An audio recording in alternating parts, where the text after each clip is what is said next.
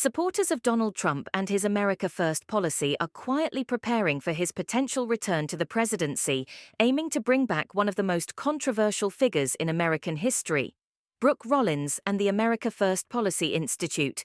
Brooke Rollins, who served in the White House under Trump and briefly led his Domestic Policy Council, began drafting policies for a second Trump term towards the end of his first.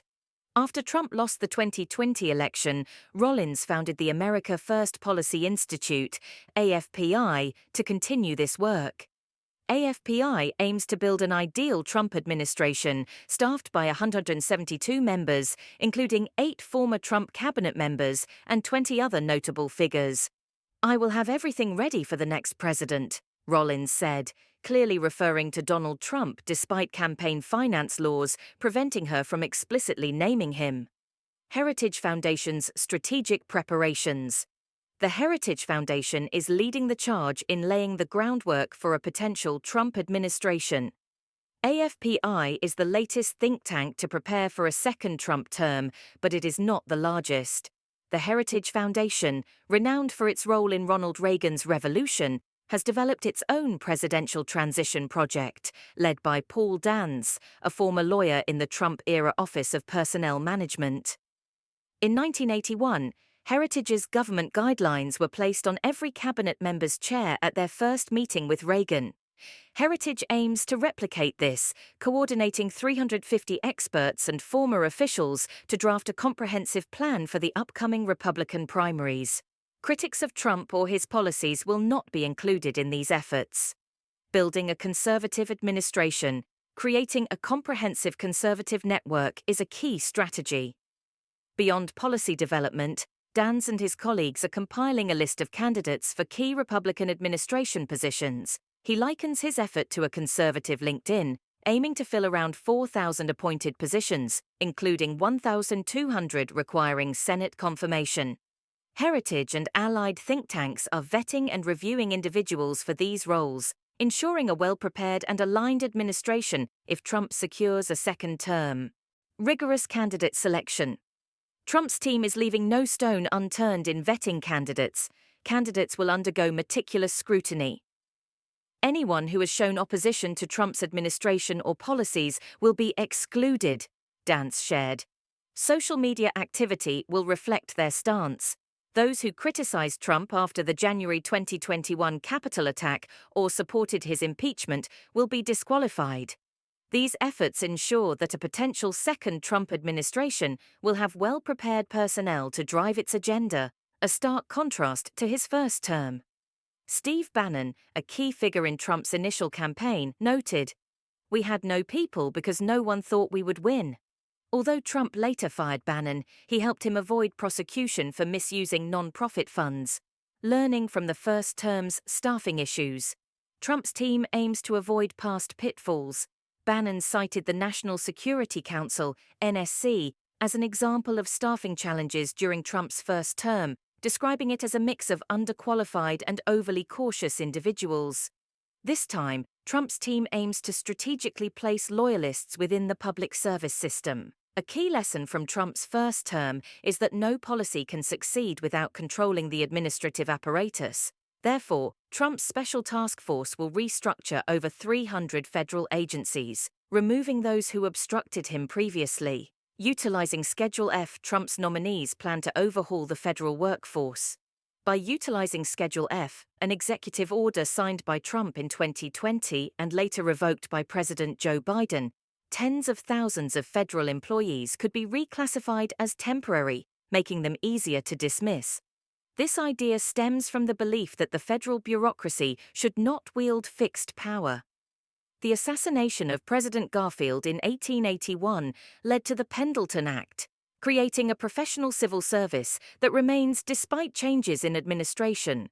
Since Roosevelt's expansion of the government in the 1940s, firing federal officials has become increasingly difficult, according to AFPI.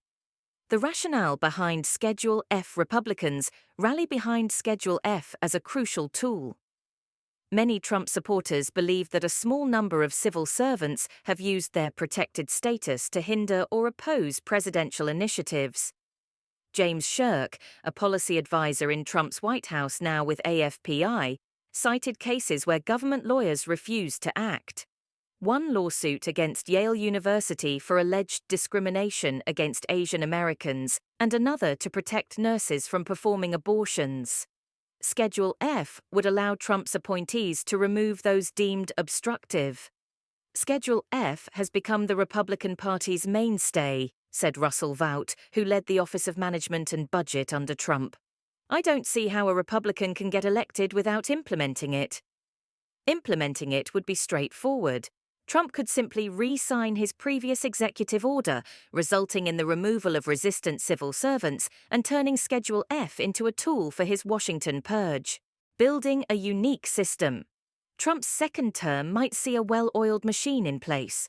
The combined effect of appointing only loyalists and shaking up administrative agencies will pave the way for Trump, if re-elected, to implement his ideas more easily. During his first term, Trump's staffing weaknesses were exploited by political opponents to oppose or delay his decisions. The New York Times published an op-ed by a policy advisor suggesting that some personnel within Trump's administration covertly acted as a check on presidential power. A second Trump term would leave no room for such internal dissent. Economic policy in focus. Right-wing enthusiasts look to reshape industrial policy. One key area is the economy. The new right-wing movement is enthusiastic about the type of industrial policy the Biden administration has implemented. No one in Ohio cares that the Wall Street Journal doesn't like the CHIPS Act, said Ohio Senator J.D. Vance at American Compass, a think tank, referencing the ambitious government plan to restore the U.S. as a leading semiconductor producer. Trump supporters want even more. Senator Vance has proposed taxing companies that offshore jobs. Shifts in industrial policy. Debates over industrial policy shift from if to how. The main partisan disagreement on industrial policy now centers not on whether to have such a policy, but on the specifics. Democrats often integrate diversity and environmental goals, while Republicans focus more on labor issues. Figures like Vance will push for policies that support workers and diminish union leaders' power. The expectation for a Republican administration is a return to traditional agendas, such as tax cuts coupled with poverty reduction efforts, often with mixed results. AFPI's policy manual advocates making permanent the tax cuts from the 2017 Tax Cuts and Jobs Act, some of which will expire in 2025. They also support attaching work requirements to Medicaid and other government benefits. In Arkansas, the only state to implement Medicaid work requirements, a quarter of participants lost their health coverage without a significant employment increase. Such reforms might save some money but would not significantly impact the federal deficit.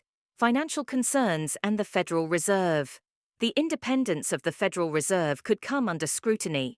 Historically, bonds have been used to bridge the growing gap between government income and spending. However, investors might become uneasy if the Federal Reserve's independence is questioned. Some Trump supporters believe this should happen as they dislike ceding too much power to unelected officials like Fed leaders. Environmental policy changes. Trump's second term could see a more structured environmental approach. Environmental policy could also see significant changes if Trump is re-elected. During his first term, greenhouse gas emissions continued to decline, despite Trump rolling back many of Obama's climate policies. Investors expect government policy to eventually return to greener standards, and aging coal plants will not suffice to justify new constructions. A second Trump administration would likely have a more methodical and organized approach to environmental regulation, whatever benefits America. AFPI plans to end the war on fossil fuels and explore the economic impact of life without oil and coal. AFPI's policy manual emphasizes ending the war on fossil fuels, presenting practical and ethical arguments for continued use of American oil and coal. They argue that keeping American oil in the ground while Saudi Arabia's oil is widely used is impractical and morally questionable. Furthermore, despite Biden's administration issuing more drilling permits than Trump supporters advocate for oil, gas, and coal, which provide high-paying jobs for high school graduates. They also oppose the green transition, viewing it as unnecessary government interference that raises energy prices for average Americans. Kevin Roberts of Heritage and Brooke Rollins of AFPI, former Texas Public Policy Foundation (TPPF) leaders, have consistently opposed wind farms and solar plants. Energy policy debates. Renewable energy faces pushback from conservative think tanks. More than a quarter of Texas's electricity comes from renewables, which TPPF claims destabilizes the state's grid.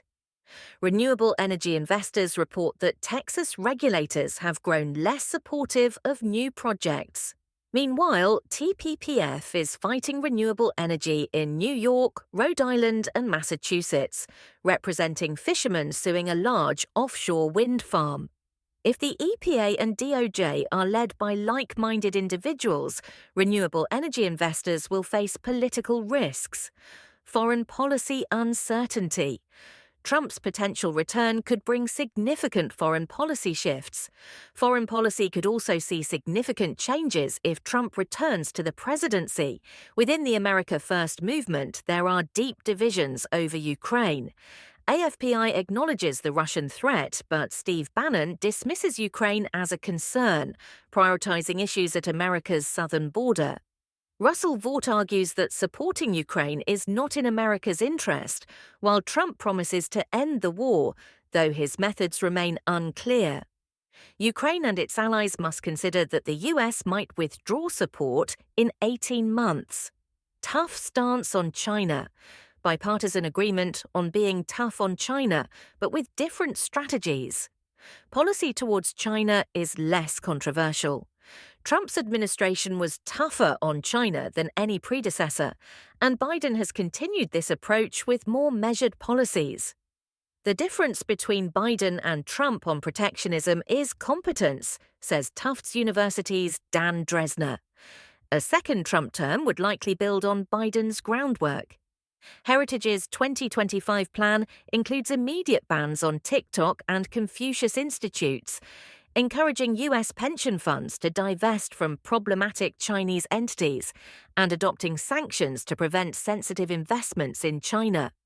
American companies making major investments in critical areas would have to submit detailed plans to the government, operating under a presumption of denial. Allied relations and NATO. Trump's views on NATO and Allied support could shift drastically. Allies might also face challenges similar to Trump's first term. He reportedly expressed a desire to withdraw from NATO. Even AFPI, closer to traditional Republican foreign policy, suggests withdrawing military support from countries not spending at least 2% of GDP on defense, a target unmet by Japan and most NATO nations. Elbridge Colby, advocating for a strong diplomatic stance, believes the US should focus more on China and reduce defense commitments in Europe and the Middle East to concentrate on the Pacific. Campaign strategy and preparation. Trump's re-election campaign aims for better organization and readiness. Trump's re-election campaign is being meticulously planned by right-wing organizations. However, Trump himself will ultimately decide how to execute these plans. Unlike his previous campaign, this effort is expected to be perfect. Trump, always aware of how his supporters use his name for policy lobbying, has never been enthusiastic about it. The winner of the 2024 presidential election will be sworn in exactly 18 months from now. New right-wing organizations expect that person to be Trump and are preparing accordingly.